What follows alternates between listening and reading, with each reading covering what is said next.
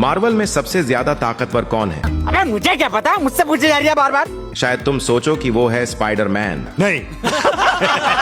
जिसने चलती हुई ट्रेन रोक दी, या फिर कैप्टन अमेरिका जिसने अपने हाथों से विमान खींच लिया। लेकिन असल में कैप की ताकत तो सबसे नीचे आती है। एक बॉर्न वीक ह्यूमन होने के बावजूद सुपर सोल्जर सीरम लेने के बाद वो मसल मैन बन गया और तभी से किसी से भी बराबरी करने की हिम्मत रखता है। नंबर 9, विंटर सोल्जर बक्की बार्न्स। हाइड्रा के टॉप एजेंट्स में से एक बक्की को भी सुपर सोल्जर सीरम मिला हुआ है और उसकी सबसे बड़ी ताकत है उसका रेड स्टार मेटल आर्म, जिसकी एक पंच की ताकत करीब 30 टन तक होती है। वो आयरन मैन को पकड़कर रोक सकता है, यहाँ तक कि उसके सूट के एनर्जी कोर को लगभग तोड़ ही देता है। नंबर 8, ग्रूट एक ऐसे प्लैनेट से आता है जहाँ सिर्फ ग्रूट ही रहते हैं। भले ही वो क्यूट और इनोसेंट दिखे, लेकिन उसकी ताकत बेहद खतरनाक है। युवा अवस्था में ही वो थनोस के सैनिकों को सेकंडों में खत्म कर सकता था। कहा जाता है कि अपने क्राउन किंग फॉर्म में ग्रूट की ताकत थनोस के बराबर होती है। Number 7, Drax the destroyer. ये कैरेक्टर MCU में सबसे ज्यादा नर्व किया गया हीरो है। कॉमिक्स में ये हुलक के बराबर का पावर हाउस था, लेकिन फिल्मों में बस 2 छोटे नाइव्स से लड़ते हुए दिखाया गया। फिर भी उसकी बॉडी एंड्योरेंस बहुत जबरदस्त है, बहुत मार खा सकता है पर गिरता नहीं। Number 6, Spiderman. उसकी ताकत कितनी है? वो आसानी से बक्की के फुल पावर पंच को रोक सकता है, आधे में फटी हुई फेरी को अपने जालों से जोड़ सकता है, यहाँ तक कि ब्लैक ड्वार्फ जैसे टाइटन के हमलों को भी रोक लेता है। नंबर 5, हल्क थ्योरी के हिसाब से हल्क की ताकत अनंत है, लेकिन वो अपनी एंगर लेवल पर डिपेंड करता है। फिल्मों में उसकी पावर एवरेज दिखी, जैसे लोकी को खिलौने की तरह पटक देना, लेकिन अगर वो फुल रेज में आ जाए तो उसके सामने कोई टिक नहीं सकता। और शायद नटाशा को पता था। कितनी लकी है वो। Number 4, Antman. शुरुआत में एंटमैन बस चोरी चकारी करने वाला था, पर जब उसने साइज कंट्रोल में मास्टरी हासिल कर ली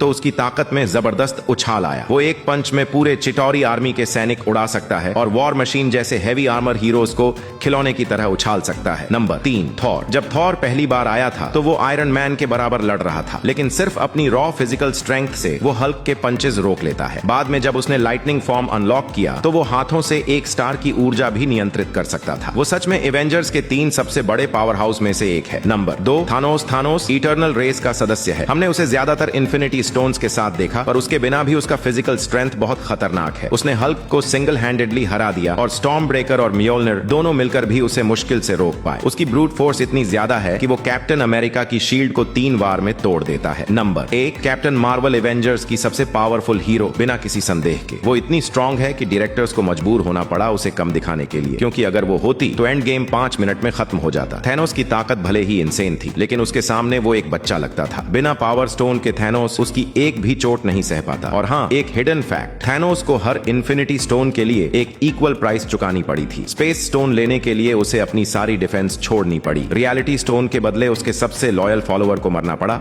सोल स्टोन के लिए उसने अपनी सबसे प्यारी बेटी गमोरा को कुर्बान किया। और टाइम स्टोन तक पहुंचते पहुंचते उसके लगभग सारे सैनिक मारे जा चुके थे, लेकिन अब वो सब कुछ छोड़कर एक अल्टीमेट बीइंग बन चुका था जो टाइम और रियलिटी दोनों को कंट्रोल करता था। उसने विजन को अपने हाथों से तोड़ डाला और जब उसने 6 इन्फिनिटी स्टोन को इकट्ठा कर यूनिवर्स का बैलेंस रिस्टोर किया तो उसके पास कुछ भी नहीं बचा था, सिर्फ उसका मिशन पूरा हुआ था।